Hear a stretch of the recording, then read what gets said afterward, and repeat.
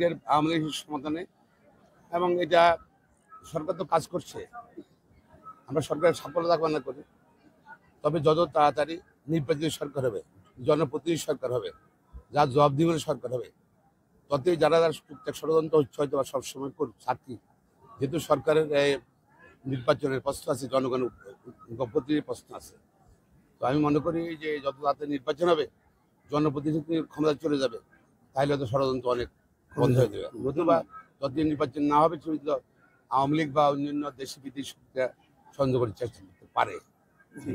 ছিল সেটা ছাত্র জনতা এবং শ্রমিক কৃষকের সংগ্রাম ছিল, এবং সেই সংগ্রামকে আওয়ামী লীগ তার পকেটস্থ করেছিল, এবং তারা ৭১ নামে নানান জায়গায় বেচা বিক্রি করে তাদের পুরো ছাত্র জনতার এই এত বড় সংগ্রামকে, এত বড় আত্মত্যাগকে তারা তাদের পকেটস্থ করেছিল, এবং তাদের পকেটস্থ করার মাধ্যমে এই সংগ্রামগুলোকে অস্বীকার করার একটা রাস্তা তৈরি করে দিয়েছে।